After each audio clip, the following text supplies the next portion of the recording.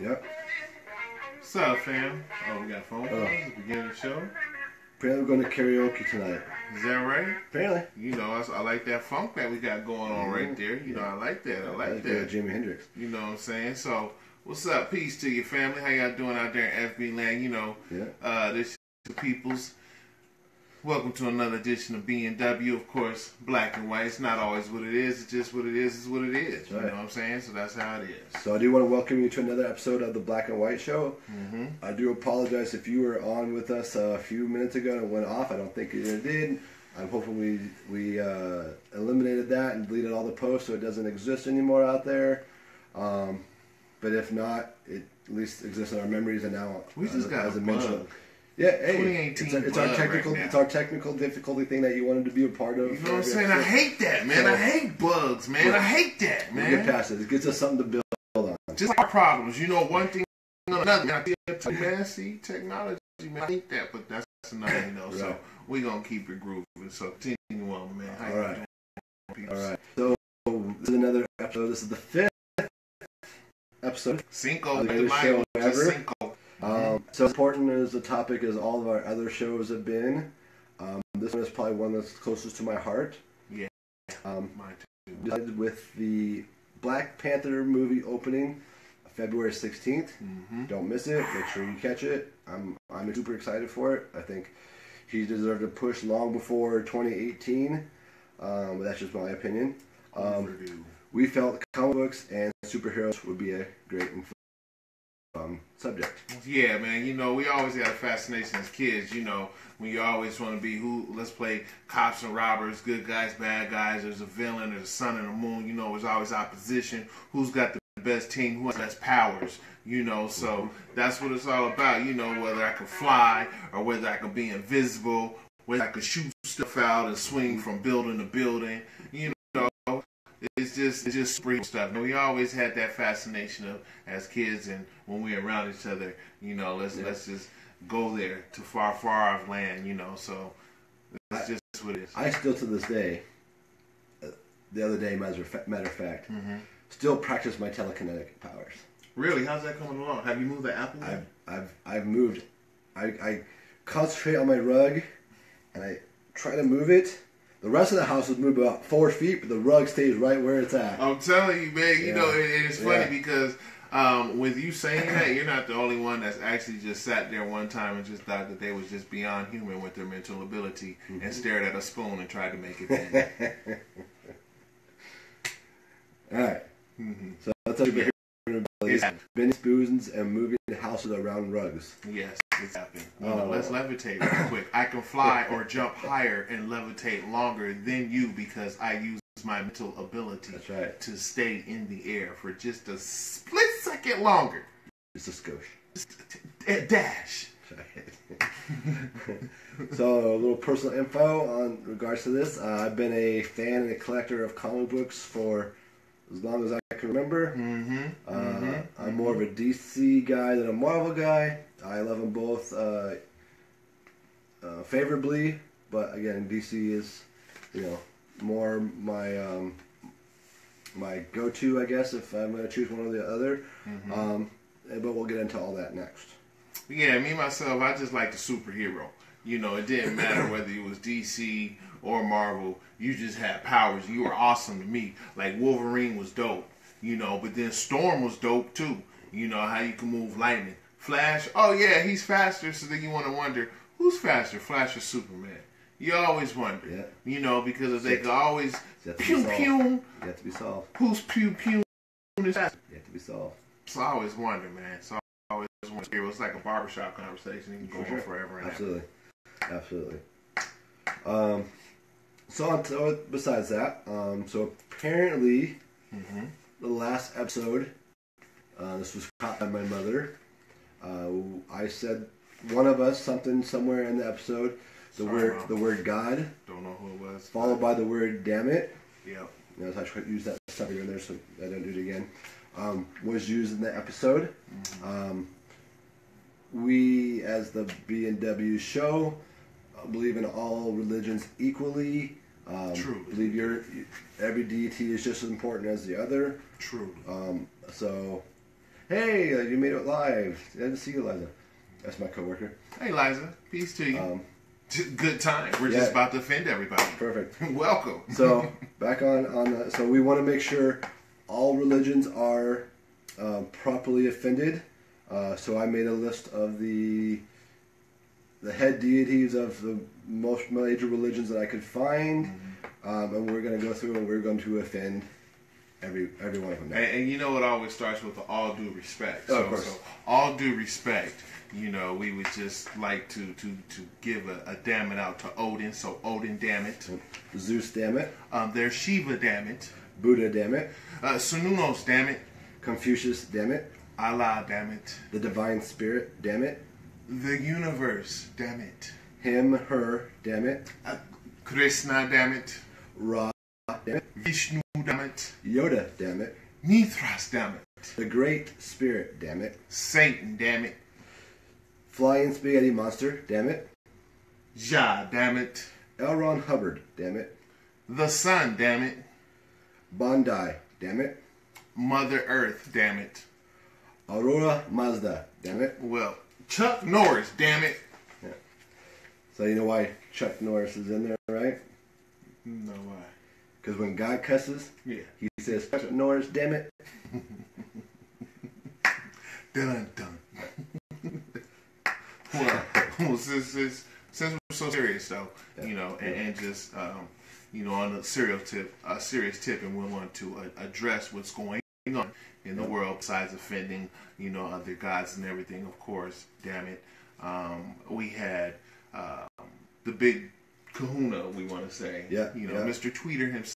Yeah, Mr. America, he came on, gave the State of the Union address to make sure the B&W Show stays current and relative with the events. You know, there was a choice between State of the Union and the Black Panther. The Black Panther won, but we felt the State of the Union needed a mention. So, yeah, it was like close. Yeah, it was close, man. But you know, Black Panther just you know, but State of the Union, right? Yeah. State of the Union. Moving on. Yeah. Another more important topic. Yeah. What we really want to talk about. Yes. That's right. Well, this is the second most important topic of the day. The first True. So tomorrow is another big event that we're looking forward to. That's right, baby. The Super Bowl. 52. That's 5-2. I know them Roman numbers. You know them X's and L's, and you sitting there trying to be like, wait a minute, is this math? I did not want to watch football to try to figure out a calculus problem. Like, what is L plus the X and the X, and then there's a V, and then there's another 1 and a 1, and you're like, what the hell am I looking at? It's just a Super Bowl. Who cares what number? But it's Super Bowl 52. Yeah. You know, they getting fancy now with the XX, the little L. Look like a Louis Vuitton knockoff, but it's Super Bowl 52. And for those of you that have a hard time with the written numbers and with the Roman numbers, it looks like this. That's right. Okay. You know, 52. 52. You know, so it's going to be a big one. A quick conversation. Who's your pick? See, you had to. That's not a quick conversation. Mm-hmm. That's like a barbershop talk. I just sit here and get a whole haircut and have a Super Bowl conversation. But I was gonna go ahead and run with the Eagles until Jeffries had to say, "Oh yeah, we're gonna win." He put the curse out. So once you've done that, bigger than the Beatles, huh? It's the bigger than the Beatles. I can't knock off number 12, man. Come on, TB12. Yeah. Come on, man. He didn't won 4 Super Bowls in the last 5 years. Yeah. Come on, man. Yeah. Come on, man. Bigger than the Beatles curse. That's what you they can't. call that. Once you start boasting, done. Yeah. You didn't, jinx yourself. And I mean, it's going to be aggressive because a good defense. The Eagles do have a good defense, and Tom Brady does have a problem with pressure. You see what I'm saying? Yeah, so if they could try to sack them off and everything and squeeze them, we'll see. But it's going to be a couple sacks and everything, but it's going to be something else for sure. You know, so well, my prediction, I've been wrong the last many a times. I'm hoping I keep that streak alive, so I'm picking the Patriots as well. Mm-hmm. Patriots are gonna blow this sucker out. Blow them out. We're gonna blow them out. The defense. Yeah, it's gonna be a blowout. Okay. It's gonna be a blowout. All right. That's what he say. So, you don't have a score? 125-0. Damn, you talking about NASCAR speed limit. That's right. That's right. Yeah, we gonna see, man. We gonna see, man. You trying to say that the Eagles is like chickens? That's right. Chickens, chicken hawks, little chickens. Let them prove me wrong. Okay, we'll see. Right. We'll see. But we will go ahead and have a Super Bowl conversation about that. You know, I do understand that some of our peoples out there, you know, because we are on Geek Day, it's comic book That's day. right. It's comic book day, so we're gonna go back to our comic book day. But you know, Super Bowl is its own conversation. That's for sure. And we just want to pop that out. For you know, sure. which one stayed at the Union or Super Bowl? I mean, yeah, it was close. Another one of those conversations. I mean, but that Super Bowl just topped off. Man, I'm looking forward to the Budweiser commercials. I mean, you know, but you know, it's okay. So let's get back to our Hollywood. Okay. So, getting to our main subject. Yes, yes. This is the one. Right? Action heroes. So, yes. like I said, I'm an advocate comic book collector. I have what they call a long box, which is literally a box about this long. Size of a comic book. I got two of those. Nearly completely full. I say nearly completely full because I have them separated out by DC and then Marvel and others. Right? Yeah. I do that because I have more DC than Marvel and others. Not that I don't. I mean, my Marvel and others is more Marvel than others, but still DC has its own because I collect it more. So my big topic that I wanted to talk about when it comes to comic books was the recent, especially the Marvel side, but DC has been pushing their way through it. Right. To go live for the Super Bowl. Let's go. Let's go. The biggest thing is what I call forced diversity in the recent comic books. What I mean by forced diversity is making people read or like something and force an audience to participate in what you believe you're supposed to, I guess, so to speak. I have nothing against. Okay, so let me stop there. So the ones I'm talking about. So as of recent years, there's now it is now a black Captain America. It is a woman Thor. It's a Muslim Miss Marvel. Going into the movie aspects, Cyborg was put into the JLA for the movie. Cyborg is not in the JLA. For the Doctor Strange movie, Mordo became black. In the Fantastic Four movies, there's two on that one. So the last horrible one, they had Michael B. Jordan play the Human Torch. Yeah, that confused the people, right? Which doesn't make sense, being he's sister to Sue Storm, who was or brother to Sue Storm, which she liked, right. So that doesn't make sense. They just changed it. Like, we were stupid. And the pre-ones where it was what's his name? Chris Everett playing the Human Torch. Alyssa Matthews was played by Kerry Washington, a subject of one of our last episode. Correct. She was played Alyssa Masters, who was the love interest of Human Torch and Thing. In the comic book, she was not black. But they put her in there. Now, that was a bad choice. I like Kerry Washington as an actress, but again, they were just forcing it. Let's see. Now, there's also a Mexican Spider-Man, Colonel Fury. They've made black in honor of Samuel L. Jackson. Again, not a bad choice in the matter, but Colonel Fury has always been. So General Fury. These are the things they slipped by us. Oh, okay, wow. But the biggest farce was the Fantastic Four when all of a sudden Johnny was black. Right. Like, that confused everybody. Right. And that's the subject I'm talking about. It's like, let me feed you this and see if you like it, because we like it, and regardless if you like it or not, we're still going to give it to you. Because going forward, guess what? We're not going to flip it back. I mean, come on. Hollywood has become PC in one sense, as far as what they want to give you, but then hypocritical in the other sense of how they want to typecast what they want to display. Right. Right. And again, I'm not against black superheroes or Mexican superheroes or women or Muslim superheroes for that matter. True to the story. Right.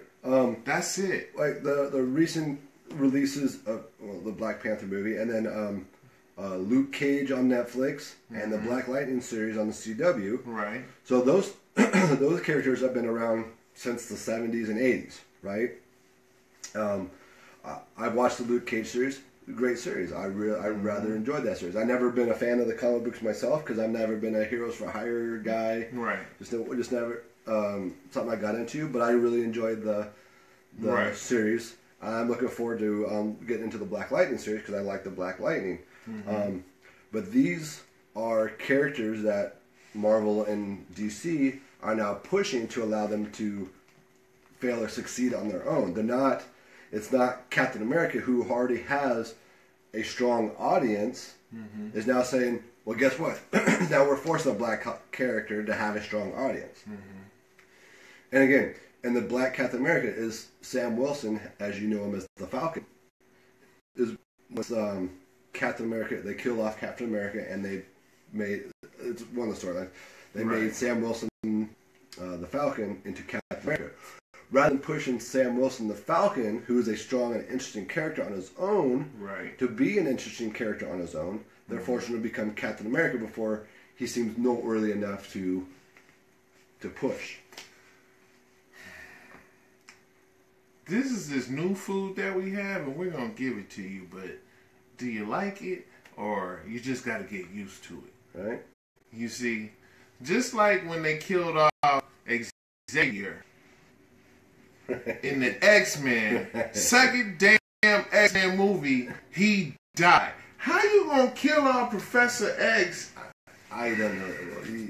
Then you have to dance around bringing him back for the simple fact of your blunder. Oh, we're gonna make this a smash hit. We're just gonna kill it off. Right. But we're not foreseeing how we have all these births of these new superheroes from the same gang, intertwined, clicking all together. And Professor X was touching all of them, but yet still he not even there because... Don't say touching all of them. Oh. That'll bring back whole Harvey Weinstein. Got you. Right. You know, Hollywood. The gymnast and all that. That's right. So we're going to say... He was mentally touching them. Right. Mentally. He was mentally undressing them. And right.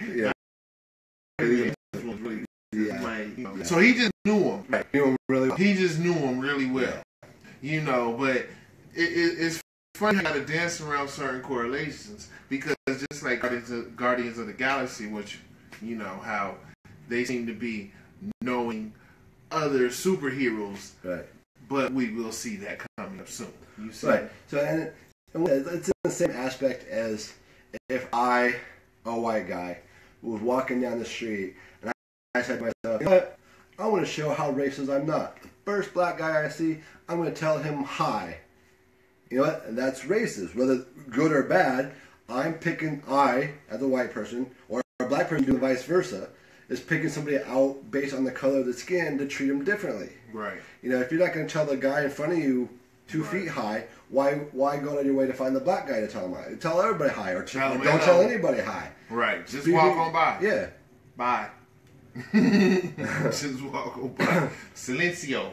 Right. No, you know. So, but with that, there are some characters who have been given the opportunity to be successful, and I mean, like, given the opportunity. So, like, which allows us to accept them and like really bring them into our culture. So, like, Storm within the X-Men, right? John Stewart, who's the Black Green Lantern. I think he's a great addition to the Green Lantern Corps. That's a very interesting thing. Green Lantern is always been universal because from young, the ring would go from any race, any culture, any being from a universe. So whether it was very unique, I always thought with the Green Lantern superheroes because they weren't necessarily handpicked by, oh, I know you. They were more handpicked by individual cosmic type, the cosmic type merits to earn that ring. So it could have been black, white, a Chinese fish looking superhero or whatever. Here's where some of my geeks gonna come out. Right. So Green Lantern is actually one of my favorite storylines. As you can see, I don't know if you can see that, but my wedding ring is actually Green Lantern symbols. I actually signed my name with the Green Lantern symbol at the end of it now. But to go with the storyline of the Green Lantern, since we're talking about that, up until Hal Jordan, I know Hal Jordan was the second Green Lantern. The original Green Lantern, Alan Scott. Alan Scott? Yeah, Alan Scott. Alan Scott's ring somehow was a play on the Green Lantern ring. He got it by a mistake based from what the Guardians say. And I'm going around. You can go there. Right? So anyways, so Hal Jordan being the first true selected Earth Green Lantern, right, actually surprised the Guardians, which is they live on the planet Oa, which is like the universal heaven, so to speak. Yeah. So the ring works off of will. So it's will, not willpower. Understand there's a difference between willpower and will, right? Willpower is what you use to like push beyond your will. So it's your will is what you truly are, right? So Hal Jordan was actually the first selected Earth Green Lantern, and so it surprised Oa because they never thought a human was ever going to be found worthy enough to hold a Green Lantern ring because of how messed up our society was seen throughout the rest of the galaxy. We're so divided, even though we live on the same planet. Right. We're violent towards each other, even though there's even more violent. But anyways, but from that point, there's been several Earth Green Lanterns chosen since. So that's my story. Good. So there you go. That's my geekiness. That's all right. Part of it. But that's what I'm saying. That's the uniqueness about the character, But it's just astounding how you got all that background on Green Lantern. Yeah. We're gonna touch in his dome today. That's so right. watch. That's right. We're gonna get him today. Right. All right. So, and then I wanted to touch again also on the character of the Black Panther being on the whole diversity in comic books. So I find Black Panther is probably one of the most unique of the diverse, the minority characters. But why was it because the spin or his origin? Actually, or portrayed or what? Actually, the character of Black Lantern, he's been around since 1966. His first appearance was in Fantastic Four number 52, and he finally got his own title in 1977. So he kind of made his way through the Marvel universe first he's actually the first Black / African, because he's not African American, because he's not from America. Right. In the storyline, he's African. He's from Storm origin, somewhere around there. Yep. In American mainstream comic books, there's not been a black superhero in Marvel nor DC prior to Black Panther. So that means that he goes back. Yes, 1966.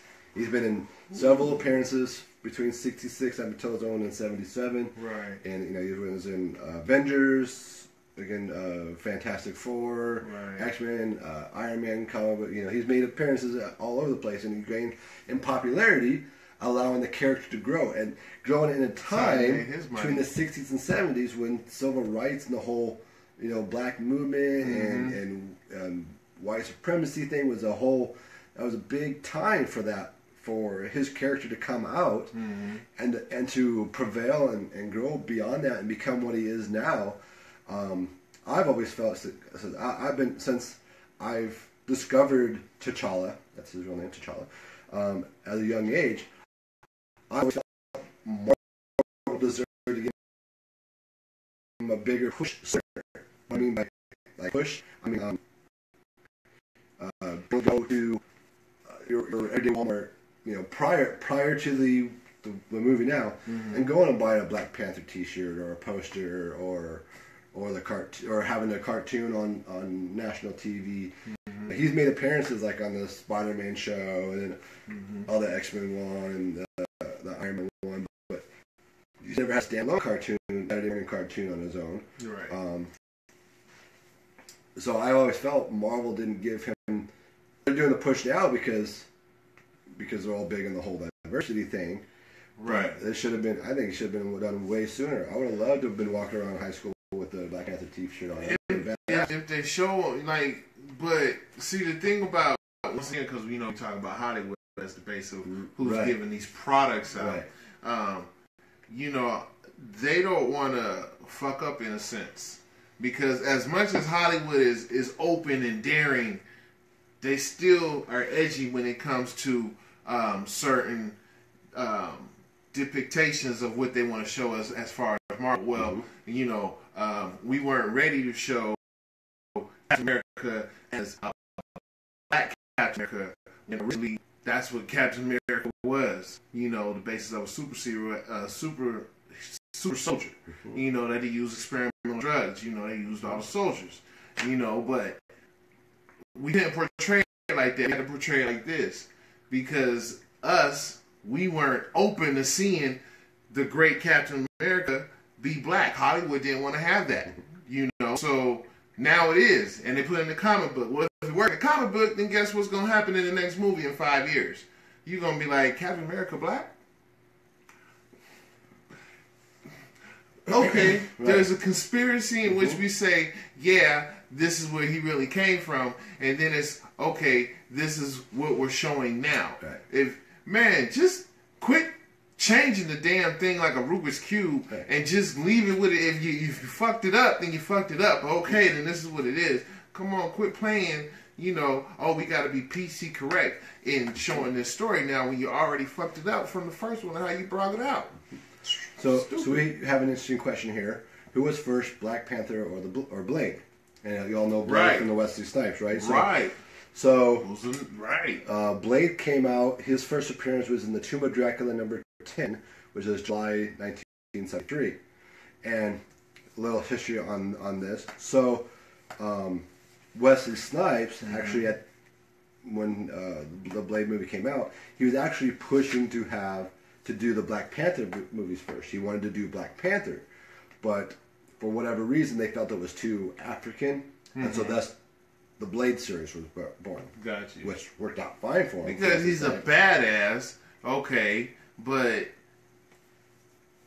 how great is Blade versus the Black Panther? Like, we know the Black Panther carried history. Mm-hmm. Blade don't carry no history, because once again, when Blade comes out, we're not addressing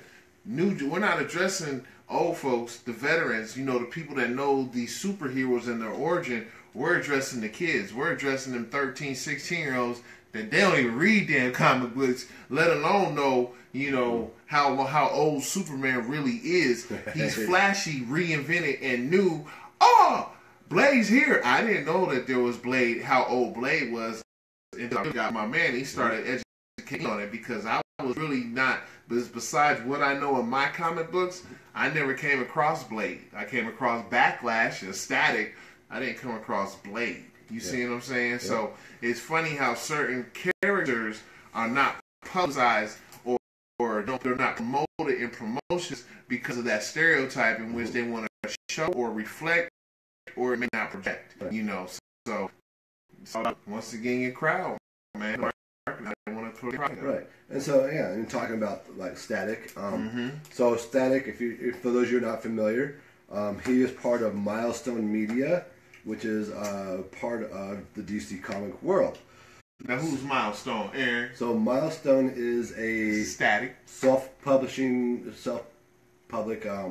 comic book entertainment series. 1994 too.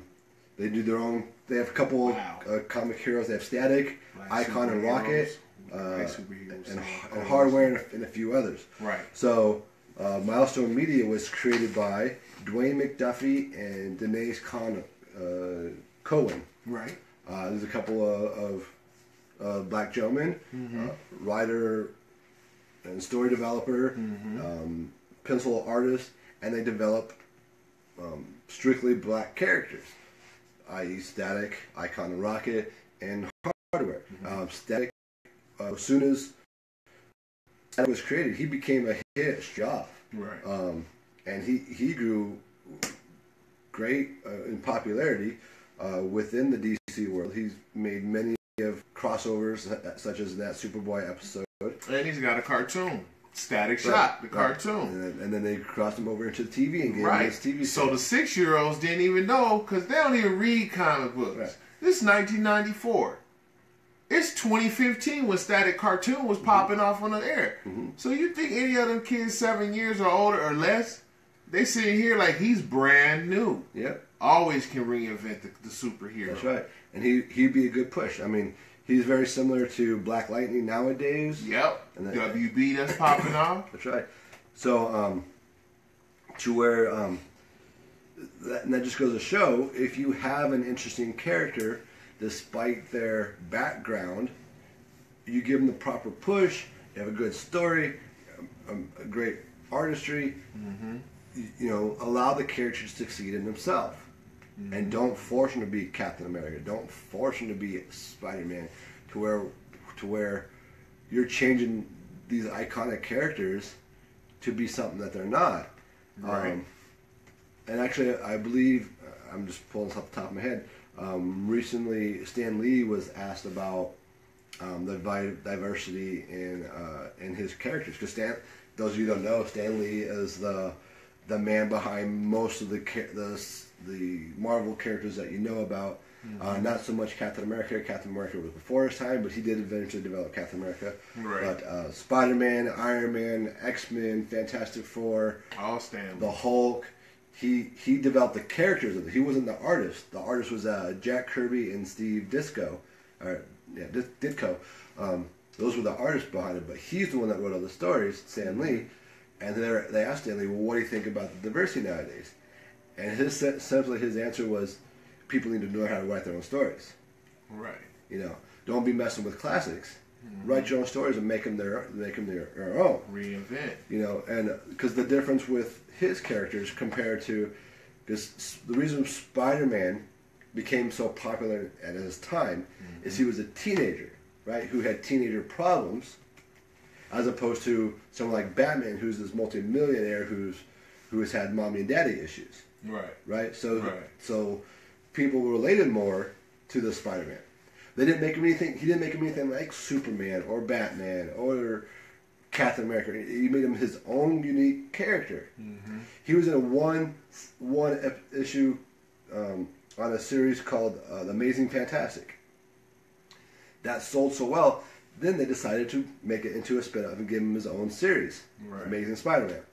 And eventually you got Amazing Spider-Man, you got Spectacular Spider-Man, you got Peter Parker as Spider-Man, you got Spider-Man, just Spider-Man, you get Ultimate Spider-Man's one of the top-selling heroes of all time. Right.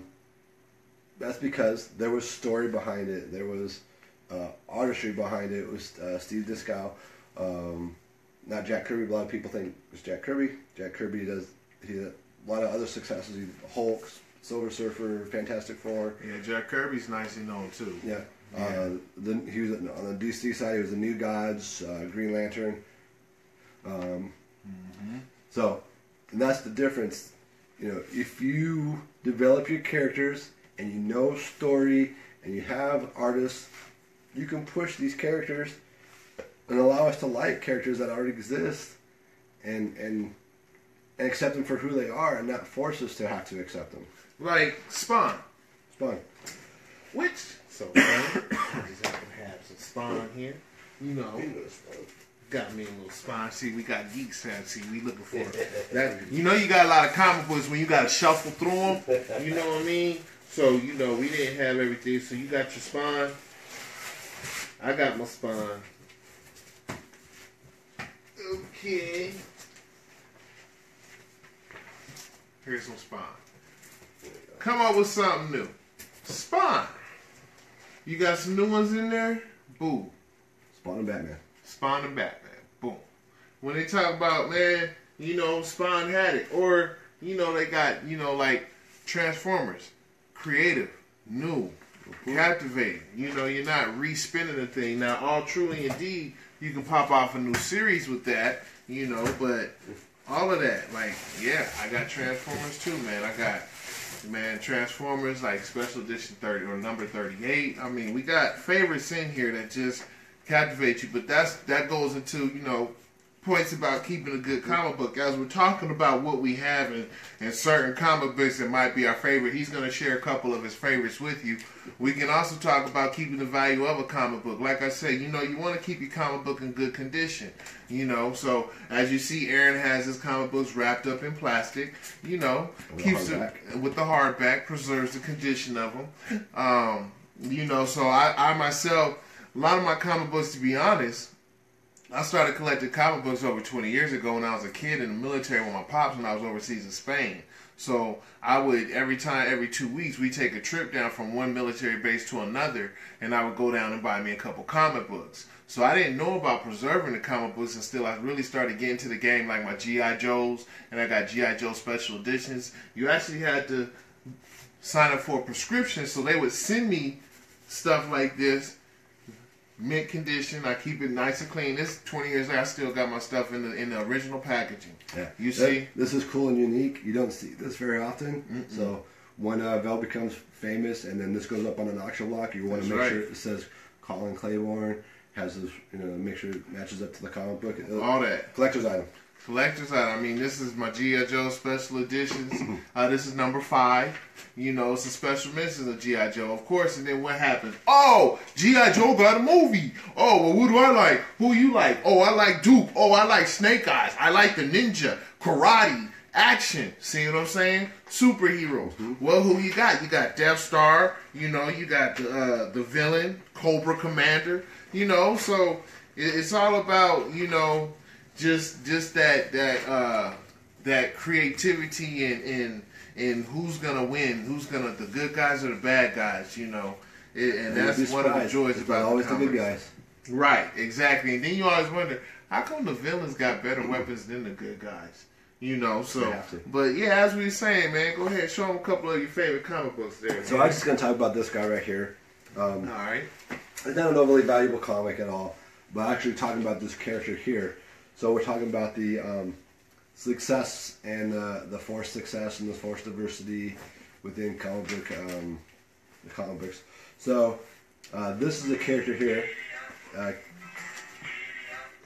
Captain Marvel. Sometimes people call him Shazam. He's not Shazam. He's Captain Marvel. The old man that gives him his powers, his name is Shazam, and he uses Shazam's name. He was actually forced to fail. I don't know if you know that. No, I didn't know that. So he came out 2 years after Superman. Answer that question. Right. Superman came out in 1938 through Action Comics, which was part of the DC line.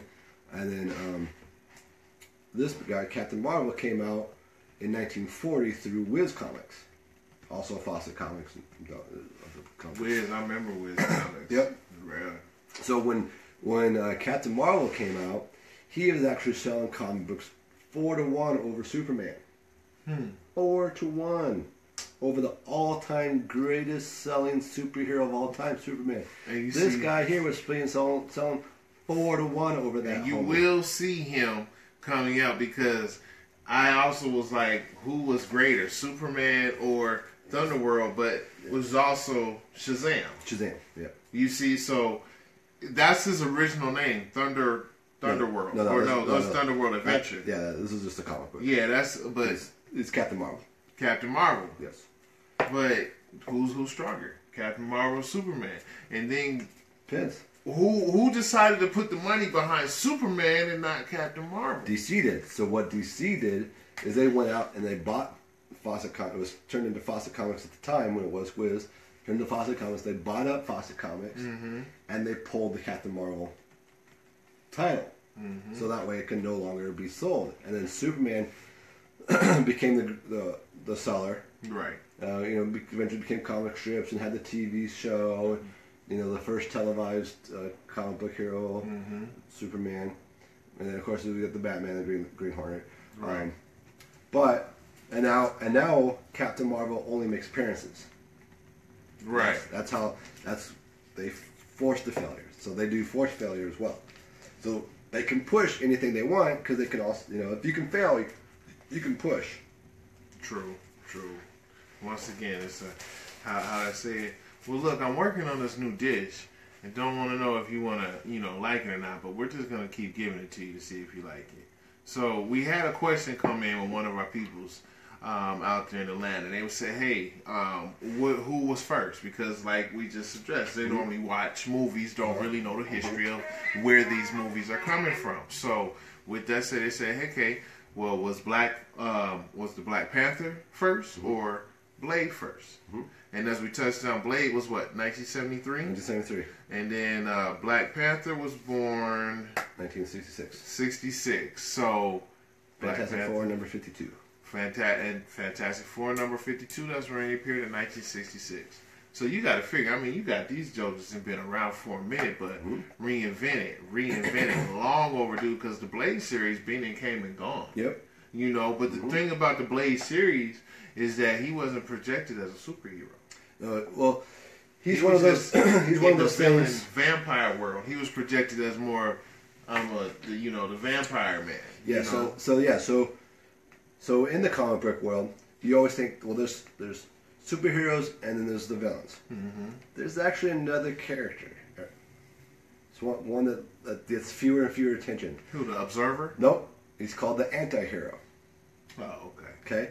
So Blade is one of those. So he's an anti-hero because he's not really trying to be a hero. Right. He has his own objective, right? So he's trying to wipe out the vampire community, come thick or thin, despite whatever happens, right? There's other anti-heroes. So for a while, Venom was an anti-hero. Right. Spawn is kind of an anti-hero. Yeah. You could call the Punishers an anti-hero because they have their own objective and they go through villainous ways to achieve them. Right. Just like the new one, red and black suit. Yeah. Oh. That worked with Colossus in the movies. Oh, yeah. Deadpool. Yeah. Right. Anti-hero. You know. So he got mass appeal. Yeah. Deadpool got mass appeal. A lot of people like Deadpool. Deadpool got mass appeal. Mm-hmm. So, he's always going to be those ones like Spider-Man. I'm not part of the clique, but I always hang around the clique. Yeah. And I get into it with the clique sometimes. But Batman has more commitment to the clique than Spider-Man. Yeah. You know what I'm saying? Yeah. So that's sort of like the Deadpool role. When we was talking, while we was talking about this, we brought this up here, earlier this week. One thing I wanted to know was, these comic books, and as we say, okay, how do you preserve the comic books? And you're like, what's the highest selling? So I was curious just to know what the top 10 comic books was. And of course, we know number ones of Supermans, we know number ones of Thors and all that. So what I did find out that I didn't know about was the cost of them. So just like, for instance, we'll just stop on my top 10 list right quick. So, the top 10, number 10 is the Incredible Hulk number 1. That sold at $326K. Okay? Incredible Hulk number 1. Number 9 was Captain America number 1. That sold at $343 and some change. Okay? Number 1s, Marvel Comics. Now, you're like, Marvel Comics doesn't even make Marvel Comics. Like, that title's not Marvel Comics. It's like the Marvel as, okay, this is the label. Yeah. And then we got all our superheroes as gang with Marvels. But Marvel at one time actually had Marvel Comics. Yeah. Think of like Mad Magazine. Word. Yeah, and that's Mad Magazine is like a monumental. Yeah. Try to find a Mad Magazine number 1. Right. Whew. But so the Marvel Comics is $350. Okay. Now we do have number 1 or Tales of Suspense number 39. Now Tales of Suspense. They had movies that Tales of Suspense probably kicked off all of the mystery movies into that realm of what's the creature with the grave and the puppet. A little bit past Alfred Hitchcock, Tales of the Crypt, right? And all that started kicking in with all. This would be well, actually, in this sense, the Tales of Suspense is with Iron Man, but they're tales that are suspenseful, right? This whole realm kicks off into a whole nother genre with which I think I'm gonna come to a point here in a minute here. So number 6 is Flash Comics. Flash Comics, yeah, the Flash, but it was Flash Comics. Yeah, it's the first Flash, not the Flash that with the Flash Master Barry Allen. This is actually number 1. Jay Garrick. He reminds you of the FTD yes. shape, that dude. But he had the little helmet with the little wings. Then he had the little tight little leotard, and he pew like Mercury. Right, you know. That sold for $450. We have X-Men #1. That sold for $492, $937. That's almost $5. You know, not bad. Not bad. But it's funny that the original characters of X-Men, which we normally think would be, Wolverine, Storm. No, in the comic books, it's a little different from what the movies want to say. The comic book, the original ones were Beastman, Jean, Cyclops, Iceman, and the Wing Angel. Yeah, Angel. And at the time, Jean Grey was going by Marvel Girl. Right. And of course, Professor X is in there, but he's just not on the cover. And Magneto was their initial villain. Right. You see, which at one time, Magneto and Professor X was friends. You know, just a little message. Now, #4 is Batman, which sold for $567, $625. Batman #1. Batman #1. Batman. This is to make a distinction. Batman #1.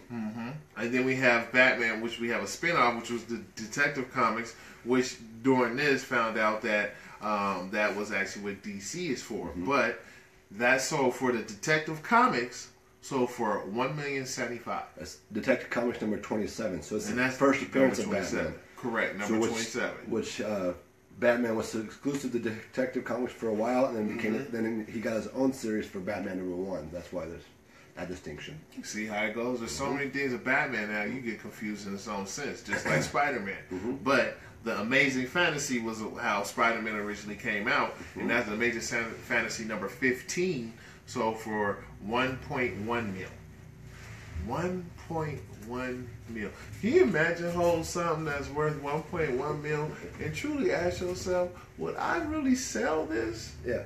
Or keep this? Or could you even hold it that long for it to value to It looks like this, and it's worth $1.1 million. It looks like this. Looks like that. It's $1.1 million. 1.1. Can you imagine? Like, for real, man? Like, when do you cash in on that? And then if you cash in, how much do you cash in for? But that's on that one. The #1 selling comic book? All-time #1. All time? Who did I say was the all-time selling superhero? Superman! Yep. Action Comics. Superman came out of Action Comics when it originally came out. All time, #1 sells for $3,207,852. 3.2 mil? You kidding me? And how much did the person originally pay for that magazine? Oh, let's see. Let's see. Originally paid for 10 cents. Let me say, originally paid for in 1938. This is June 1938. 10 cents for Superman. For $3.2 million. 10 cents. It looks like this. $3.2 million. $3.2 million. Looks like this. And you gonna tell me that I need to get rid of my jive ass comic books? Of course, when did that sell? I mean, when did it sell? It sold 2014 for 2014. Sold in 2014 for over $3 million. 2014, 4 years ago, the #1 comic book, Superman, was worth the value of $3.2 million. For real? I'm like, wow. Now I got some.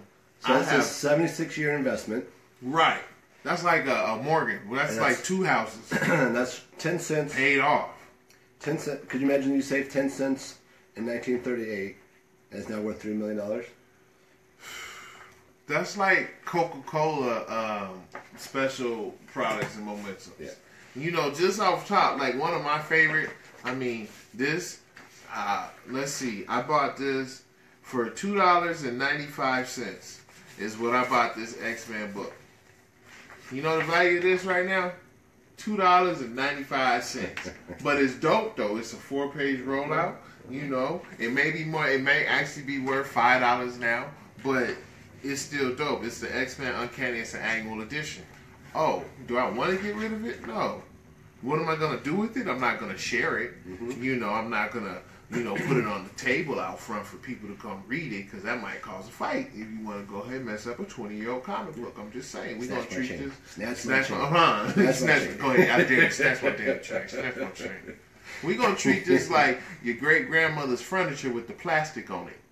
You just go in there, you don't even sit in it. Nope. And if you do sit in it, you got that protective covering, so that's why you wind up sticking to the furniture before you get up, because you didn't actually melt it to the upholstery cover. Okay. But, that's how we're going to treat these comic books. That goes into, one day, the value of appreciating. Now, of course, things do happen when the author does pass away. Unfortunately, we don't like to say, oh, okay, croak over so my shit can go up, an investment of maybe, 60%.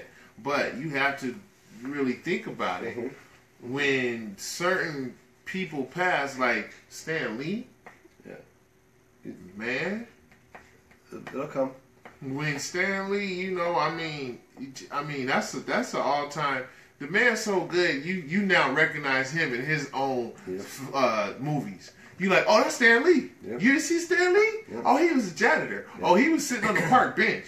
It's like, where's Waddle now? Yeah. You look for Stan Lee. As soon as they said that Stan Lee's appearing in his own movies from his comic books, you're like, oh, I want to see what he actually look at. Yeah. What he looks like. Yeah. You know what I'm saying? So he's the Colonel Sanders of the comic book world. Exactly. He will just show up, and Doctor Strange will show up. Yeah. Oh, that was Stan Lee right there. Yeah. Which, by the way, Doctor Strange is a dope ass comic book character, I like to say. But what I did want to say is, you notice that when it comes to all these top 10 number one selling, number one issues of all these characters, they all go around investigations and figuring out cases and things like that, but they're not about that. Mm-hmm. You see, they're not about the Tales from the Crypt segment. They're not about the Alfred Hitchcock. But they all have to do with that. They all have to do with some mysterious problem that's going on, where somebody stole something, or somebody's trying to hijack something, or somebody's going to try to take over, release some gas or something. Somebody dies. There's a murder. And then they got to figure it out. But in this issue, they come around with characters and comic books. They entice us by giving the good guys powers. You see what I'm saying? So now we look forward to seeing Beast Mode, or we see Wolverine when he gets shot. Pure, boop, bullet fuck pipe out. Next, 5 minutes later, Wolverine pull out some spikes. He's slicing and dicing. You like, ooh, see, that's what I'm talking about. Mm-hmm. That's what I like that. Or people just like Batman because he's a superhero with no superpowers. So how you a superhero with no superpowers? Adapt and overcome. So, it's funny, and that's the beauty of a superhero, is because they have so many grounds in which they stand on. We all relate to each different superhero, whether it's a villain or whether it's a good guy. That's the beauty of the whole thing with the comic books. You know what I'm saying? So, that was I just had to enlighten us, man. When you imagine you have a piece of paper, that's about 23 pages, and it's worth $3.2 million. It sort of make your mouth drop. But at the same time, you still say, you got to say it with your chest, like, I own the number one edition. In the back of your mind, you're like, shit, I'm about to go home, and I'm about to look at this Superman. I'm about to look at the cover. Yeah. You see what I'm saying? Yeah, but you gotta watch it. It's because it all depends on rarity. Right. So if you want to grade your comic books, first thing to look at, low numbers. Right. And what I mean by that is the number on your logo. The book. So as in this one, this is Alpha Flight number 1. So obviously it holds a value. And this is number 2. Yeah. Actually, that's this giant size angle number 2. Yeah, this is the giant size angle. So it's Alpha Flight, but it's not the original Alpha Flight. Right. So this one holds more value than that one. Right. Right. So number 2 is the importance. Is the importance of the characters. So again, this is Alpha Flight number 1, whereas this is a Green Lantern number 6. Mm-hmm. Okay, Green Lantern is a much more popular character than Alpha Flight is. Mm-hmm. Because I bet you when I introduce Alpha Flight, you're like, who the fuck's Alpha Flight? Whereas Green Lantern, you're like, oh, I know Green Lantern. Right. This is Green Lantern number 6. This holds more value than this one. But this is the number 6 over number 1. This Alpha Flight, number 39, right? Yeah, number 39. Guess who you see in here? So then you're like, okay, well, who are those guys that sitting with Captain America and Fantastic Four? Or no, this one is with Captain America. Hercules and Black Knight. So then you're like, well, who Alpha Flight? Well, Alpha Flight is a spin-off from the Avengers. Yeah, they're Canadian Avengers. Canadian Avengers. Alpha Flight's big in the comic book world. Not in the movies. Nope. Not yet. Yeah. It's coming. Watch. So after Low Number, and of course year, because there's several nowadays. There's several number ones. Right. So like there's another Green Lantern number 6, but this is from 1961. So this is the original Green Lantern number 6. Right. The importance of the character in this. So this character right here, Ta-Ra, this is actually his first appearance in Green Lanterns. He's become a very important and popular Green Lantern in his own right. He made an appearance in the Green Lantern movie with Ryan Reynolds. Don't go see it. Recommend not. Not because of Ryan Reynolds, it was just a terrible movie. So this is an important comic book within the Green Lantern family because you have an important character. After important characters is artists and story writers. Correct. So again, we're going back to Alpha Flight because this Alpha Flight number 51, just so happens we both have this comic book. Yep. And this is how you know the world of how we get along. Alpha Flight number 51. Now, when did you get your Alpha Flight? Where were you at? I got mine fairly recently. I got mine, I think, from a comic book store just up the street from me. Okay. I got this comic book, and this is 1980-something. Yeah, 1987. Okay. I got this comic book when I was in Spain as a little kid. Okay? Now, this is over 20 years ago. I popped my comic book out. And you notice... I got it in Rome. I do want to point out a difference. Notice this one has the barcode on it. Right, the barcode. The retail cop. Mine has a Spider-Man. Right. A distinct difference. Right. And this will add variety and the authenticity of when this comic book was born, or when I actually bought this, because this shit is so old. It got the UPC code on it. In fact, all my comic books have the UPC code on it because that's when I got them at the time. You know, it's just one of those things like, oh, you got the same issue. Yeah. Hey, why is mine different? It's the age of the comic book, you know. So then I'm wondering, now I haven't read it and I haven't matched up to his, but I wonder if every scene is the same. If the story is the same on everything. I think it is, but like my advertisements, you know, the advertisements is 1987 advertisements. You know, it's funny. Yeah, so would that still be in that? It's just because yours is a Spain copy and mine's an American copy. Right.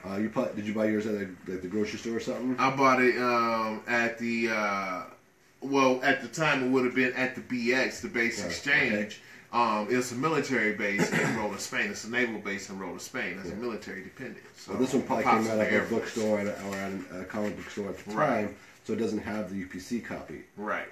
So big distinct differences. And the reason we bring this one up is again for pricing purposes. This is the first works of Jim Lee. As you can see on mine, it says Jim Lee's first works. Jim Lee is an important comic artist. He's gone on and done Spider-Man, Daredevil, Batman, the X-Men, some Avengers. So he's a very influential and popular artist. So to have his first works in a published book, so this book probably holds value with this book because even though this is 51, this is number 1. This is Jim Lee's first work. There's an importance to it. You're right. And it's just so many spin-offs of characters like you don't see anymore or that tried to come but still don't exist. Like, here's Backlash.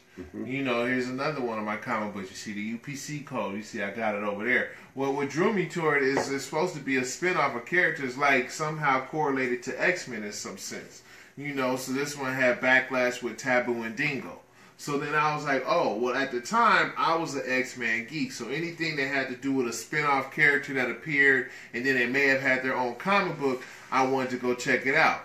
So hence the word of here, why I have X-Men, then I have Cable, I'm sorry. Cable, not Camel, but X-Men Cable.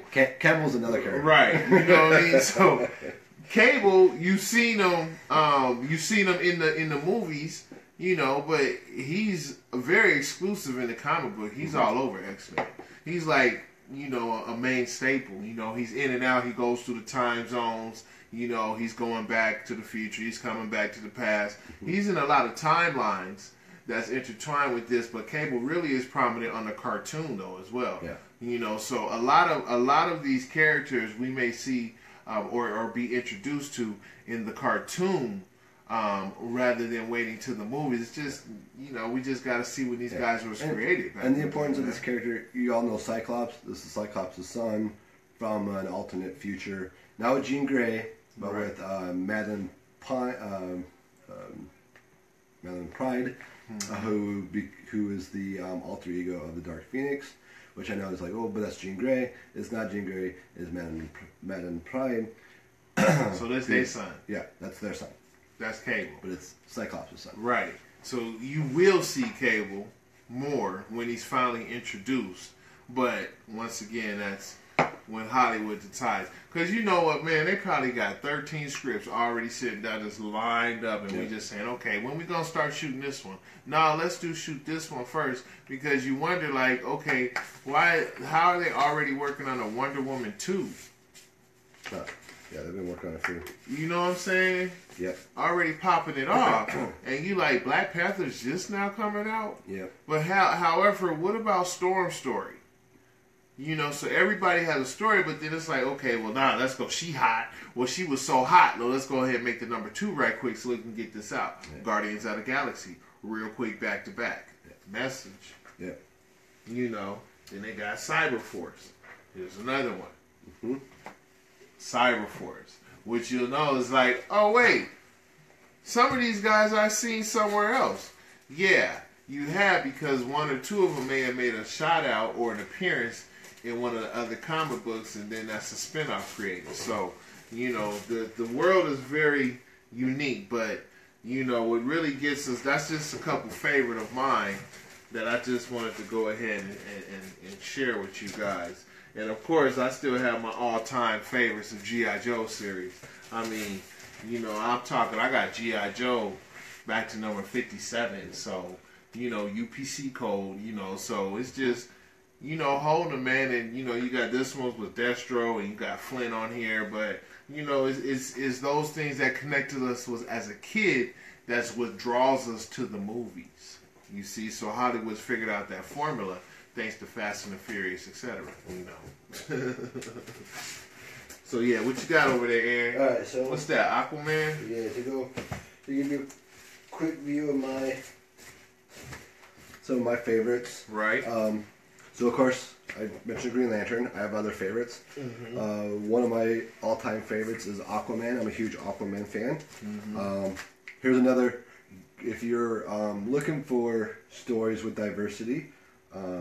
This is not again the whole force, but this is allowing characters to be characters. This is Aquaman and the Others. So the Others is just a band of I don't want to say misfits, but like less known superheroes of different origins. So she's from the Brazilian jungle, or Native American, and she's Brazilian. And there's a black soldier who holds the ghost of his fallen comrades.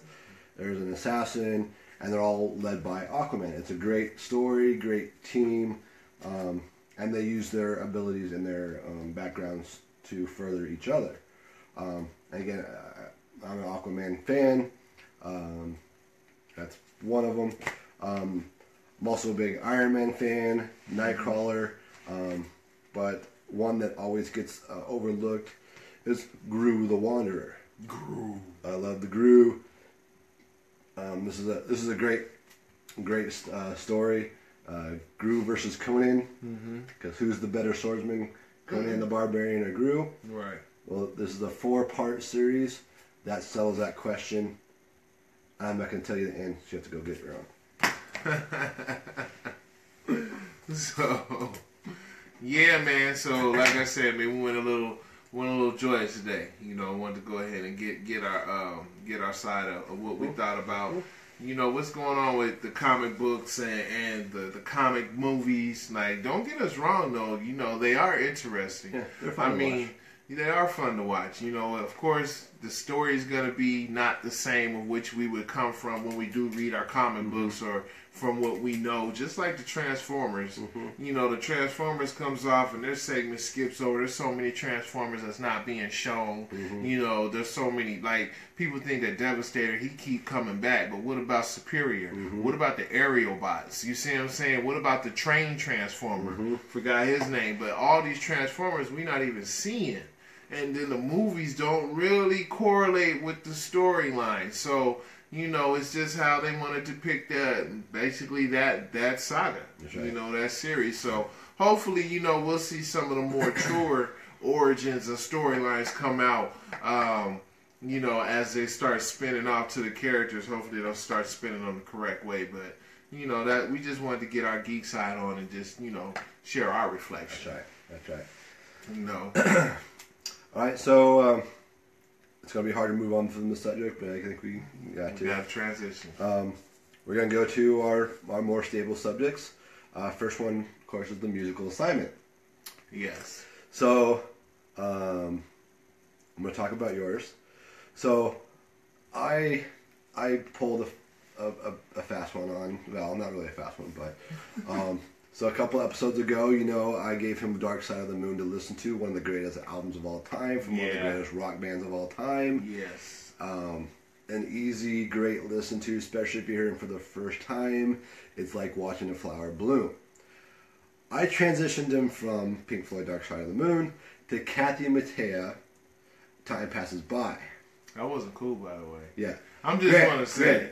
I say it's one of my all-time favorite albums, but because I've grown up with it and I adapted to it, and I got to see her at concert with that album, it was, I love it. It's a great album. But I am curious to hear your feedback on it. Well, I'm not done with it. Okay, so I'm gonna apologize. I'm not done with my music assignment yet. I have not completed the whole album. I did hear some, and tough transition. When you come to Pink Floyd and you go to Miss Kathy, no disrespect, Miss Kathy. She's got a voice though, huh? Yeah, you can blow. But, you know, she can hit notes for real. Yeah. I just got to hear the whole thing to really, you know. Yeah. One thing I hear is the pipes. Yep. But it's not what my... No, you see what I'm saying? When you come to, well, you know, and, you know, I had it, I put it in my car. Listen a little bit, took it out the car, brought it home. Thinking I was going to pop it rolled by the boys and had it, let me turn this down. Yeah, that's what I really did turn down. You know, one time I was listening, I forgot. Like, oh, I'm listening, I'm just sitting at the light, right? And I'm just, you know, just letting it bump, and I'm just like, wait a minute. Hold up, this shit is loud. I just turn it down, like, you know, that's... We're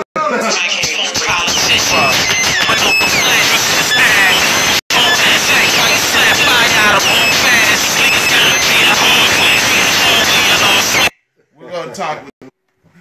With all due respect, I do gotta finish up with Miss Kathy though. But yeah, you pulled a fast one if you knew what you was doing, because it's like going from left. You go over the river through the woods, fuck with a Rubik's Cube a little bit, and then go play some basketball, and then say I gotta go to the library without taking a shower. Yep. Different. Yep. Yeah, you know, very big contrast. But I got you though. I got you though, man. I got you. You know, I got you. For real, I got you. So well, take your time with it, you know. Yeah. I'll let you keep it for a while and take your time with it. Mm-hmm. It is worth the listen. Mm-hmm. Put yourself in the right mindset. Mm-hmm. But I'm going to give you over another one. Not a Pink Floyd mindset. No, definitely not a Pink Floyd mindset. It's a completely different mindset. Right. I'm transitioning the game back over to rock music. Let's see how you. I'm going back and forth. This is an all-time classic rock and roll album from one of the all-time classic bands. This is Van Halen, 1984. That's the name of the band. Or the name of the album, 1984. That's the name of the album? It was released, if you can imagine, in 1984. Well, 83, 84. This is the album that probably should have been a greatest hits. I think all but 3 songs hit the radio on this album. Right. the very first song I ever played on a jukebox came off this album. I remember to this day. Right. Because I was, again, 1984, small town Prescott. I mean, you know what was Prescott small town now? Imagine Prescott 1984. Y'all don't know. Prescott, Arizona, you guys, is not that big at all. It's a small town. So imagine, to relate in a sense, country movies, you got like Tombstone. It's not as little, and I ain't saying it's got like 20 people. I'm saying it's got like 22,000 people or something like that. But 2,200 maybe. Okay, 2,200. But imagine a 2018 Tombstone where you have, modern houses and stuff, but you just don't have a lot of downtown to it. Right. You do got a lot of the agricultural land and stuff. A lot of Rome is beautiful land. It's beautiful up there. It's just not a lot popping. So, 1984, sitting in a Waffle House. It's called Waffles and More. Right. Okay? Waffles and More. Waffles and More. There's two of them. Okay. It was me and my brothers. Actually, one of my brothers here, Ray's here, watching in live studio audience. Welcome to the show. Ray coming out. Ray supporting over there. I don't see him, but he see us and we see him. He here. Believe us, he here. So there was a jukebox inside the Waffles and More. Right. And Mom and Dad decided they want to let us all pick a song. Okay. So they played Dan Seals. I think my brothers played Alabama. The other one played Sweet Home. No, not that one. Okay. That's the Scary, but close. And the other one played Beach Boys or something because he didn't know. Right. And then I like Van Halen. Okay. The song that they played is the song that was on it. It's called Drop Dead Lakes. Okay. Okay. This was considered almost heavy metal at the time. Okay. Okay. Not now? No. Okay. Now it's soft metal. Yeah, it's kind of soft metal now. Okay. But it's got some heavy, good guitar, Good great string. drums. When you hear it, think of Prescott 1984, Waffles and More. All right. And see what you think. All right. Okay. All right. So I got two. I own two people. Y'all know I got two assignments. I'm good. I'm a word. I'm good for it. So yours was Tribe Called Quest. Yes. Now I believe, which album was that? That was the. I did Low End Theory, right? And I did Midnight Marauder as well. Oh, you did. Oh, okay. Yeah, I just took them both, man. Okay, because I was gonna bring you on that journey. Okay. Yeah. So what'd you think? I liked them. I like the simplicity of it's just bass, drums, vocal, and samples. All it is, man. Oh, man, beautiful. All it is. Yeah. And it's hip hop at its greatest. And it's funny, as I was listening to the albums, I think Midnight Marauder, they mentioned Zulu Nation quite frequently in that. And I was listening to it with one of the guys in the van because I picked him up from the airport. It was a gentleman, I think he was raised in Brooklyn area, in the Bronx. And he was telling me about he used to be a member of the Zulu Nation. I didn't know what he meant. I was like, what do you mean? Like I thought they were actually talking about. I mean, he's like, no, this is a hip hop thing, and it's a group. Yeah.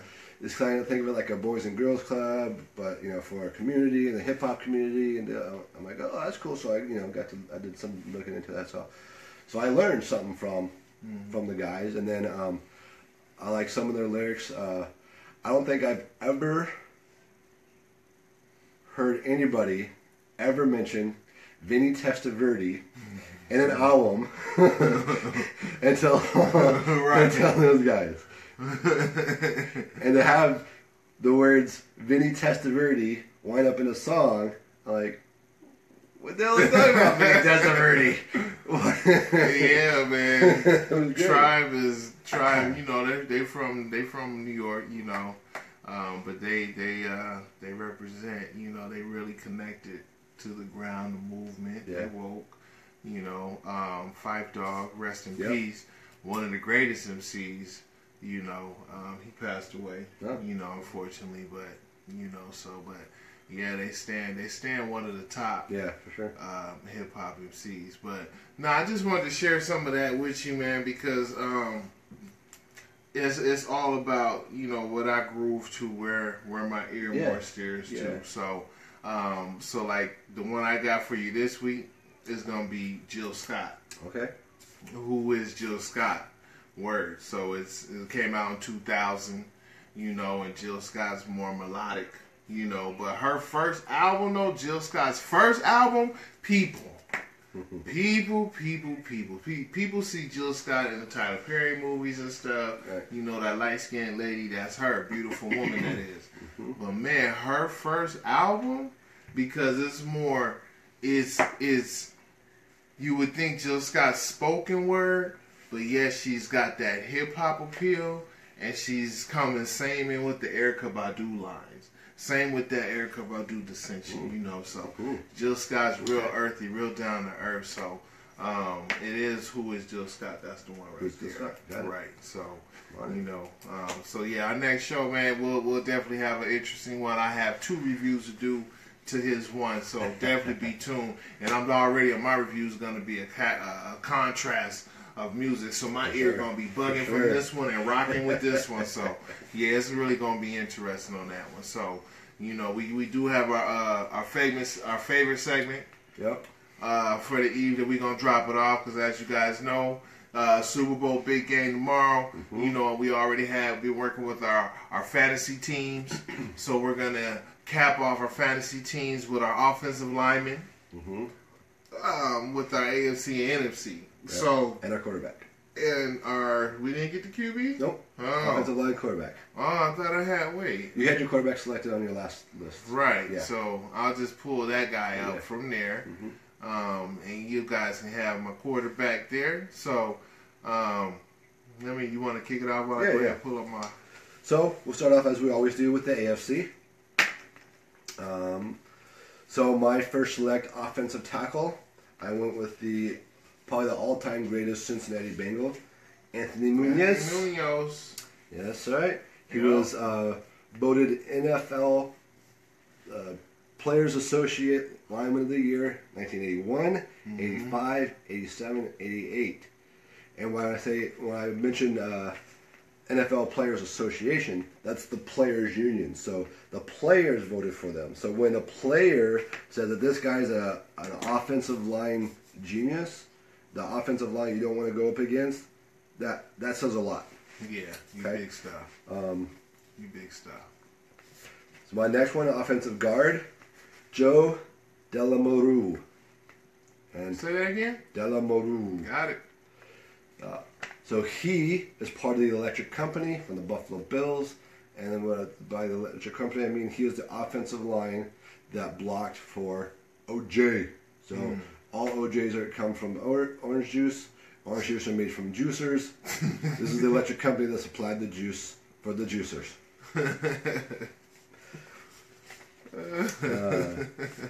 Next is my center. I tried really, really hard not to pick a Steeler for this, because I picked a Steeler for all the other categories. I tried really hard not to pick a Steeler for this category. Couldn't do it. I picked Terry Bradshaw's center. 4 Super Bowl victories with Terry Bradshaw, Mr. Mike Webster. Uh-oh. Yep. For my strong side, blind side, the offensive guard, played all O-line positions. This man played all O-line positions. That's tough to do, going from guard to a tackle to a center, back to a guard, back to a tackle. If anybody can do it, it's going to be Bruce Matthews. Yeah, I got Bruce down for me as well, man. Yeah, Bruce Matthews. Yeah. And a little fun fact about Bruce Matthews. Yeah. So he is the only player who ever played against the Baltimore Colts in their last game at Memorial Stadium and the last game of the Baltimore Ravens in Memorial Stadium. Oh, damn. Yeah. Fun fact. Yeah, he got some offspring that's in the league as well. Yep. You know. My blindside offensive tackle, got it for Jim Kelly, got it for Thurman Thomas, so John Finna. Are there better guards or tackles? Probably, but goddammit, he's my Buffalo Bills. And of course, the quarterback. The quarterback I'm going to take 4 Super Bowls in a row, beat cancer. He's Kelly Strong. It's Mr. Jim Kelly. Jim Kelly. No, shout out to Jim. And then my reserve on the AFC side. So I went old school. Lou Graza. He was an offensive tackle and a kicker in his time. Mm-hmm. All right. Now, going to the NFC. Surprisingly, I picked another Cardinal because I picked Larry Fitzgerald last time. Right. I think I picked Cardinals fairly frequently, actually. Surprisingly. But anyways, this is actually a St. Louis Cardinal, not an Arizona Cardinal. This is Mr. Dan Deerdorf. Uh-oh. He was sack-free for the 1976 season and the 1977 season. Damn. Meaning there wasn't a sack on this guy between 75 and 78. That's amazing. That's an amazing stat. Going with offensive guard, I went with the Minnesota Vikings, Randall McDaniels. He went to 12 consecutive Pro Bowls. That's saying something for an offensive guard. Yep. And for my center, this was the anchor to Mr. Lambeau's famous power sweep. If you don't know what that is, you might want to Google it, get some YouTube videos. Jim Ringo, he's the reason that is right. Lombardi was famous. So that's Lombardi's famous power sweep. Okay. Offensive guard, blind side, I went with the 2010 highest paying guard from the New Orleans Saints. Not the highest paid guard for the New Orleans Saints. He was 2010's highest paid guard. Mm-hmm. He was out of the New Orleans Saints. Jahari Evans. He was part of the Super Bowl team, part of the bounty hunter or scandal stuff. Mm-hmm. You know, the guy to watch out for. Right. And then for my offensive tackle on the blind side, he was the first offensive lineman to be picked number 1 since 1968, which was Ron Yardy. This guy blocked for Kurt Warner and Marshall Faulk, Mr. Orlando Pace. Yeah, Mr. Pace, man. Yep. If you got in his way, he was going to take you down. Him and there's another one that goes to mind, and I didn't put him on my list, but Leon Lett. Oh yeah, Woo! Leon Lett. Yeah. Yeah, Mr. Let It Do It to you. Yep.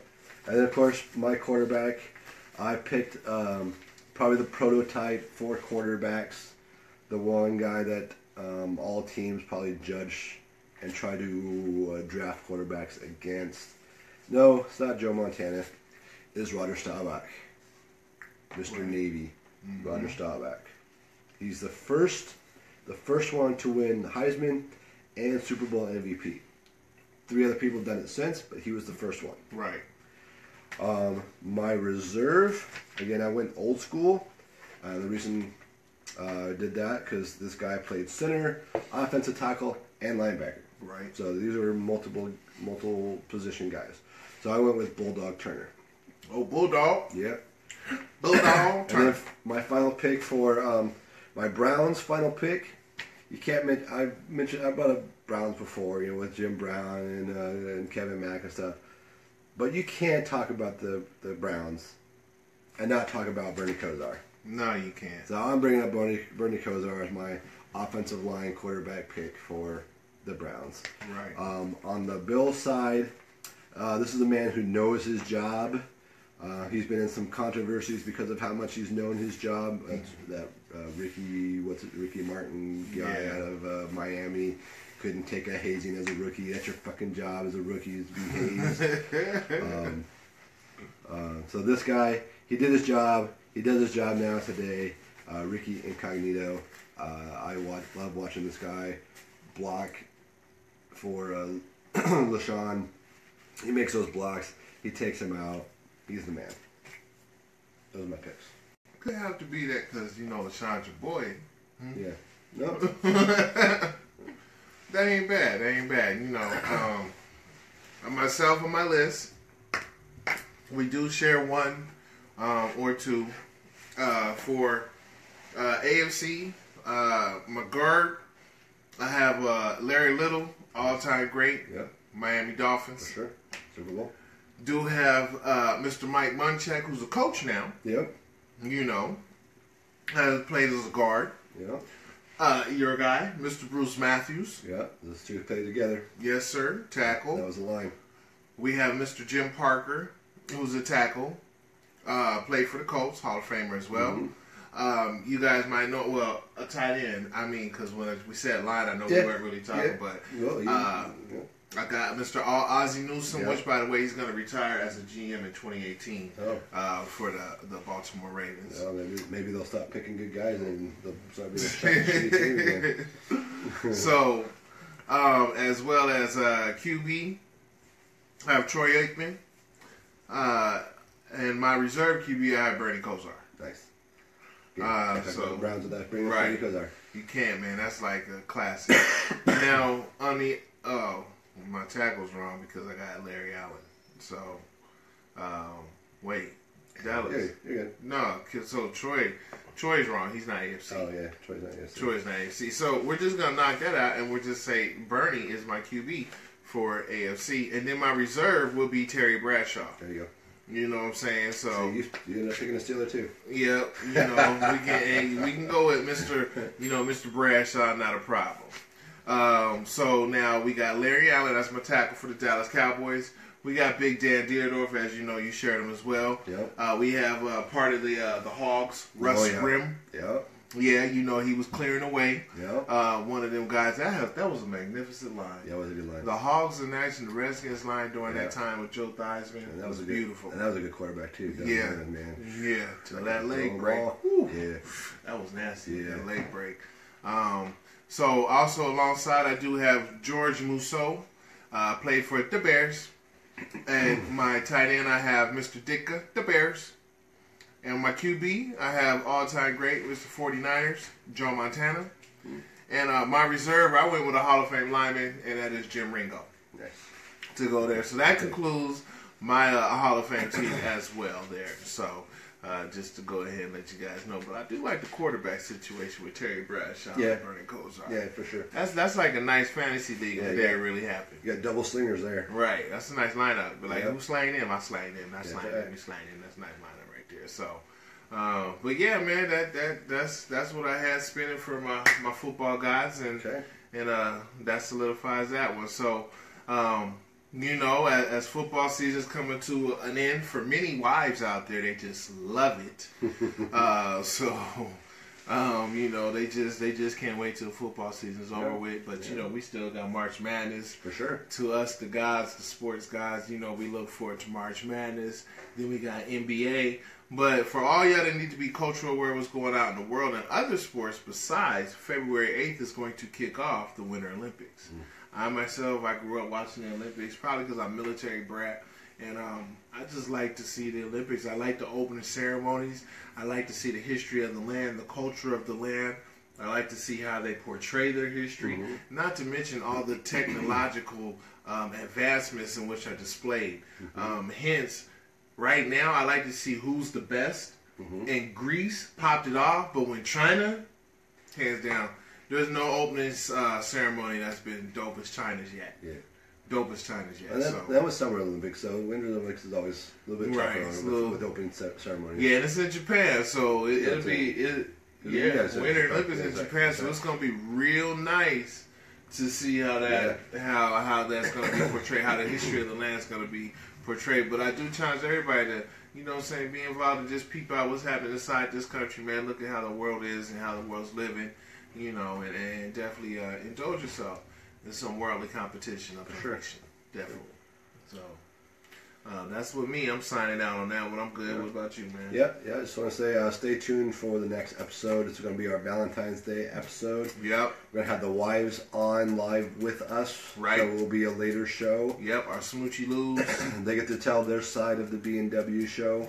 Right. So, if you're curious, want to know, that's the time to find out. Yeah, definitely. So stay tuned to that Facebook family. You know, we're going to holler with you. And like we said, thanks for giving us your 5 minutes. You know what I'm saying? Stay sharp. Peace. And we apologize for the inconvenience. All day.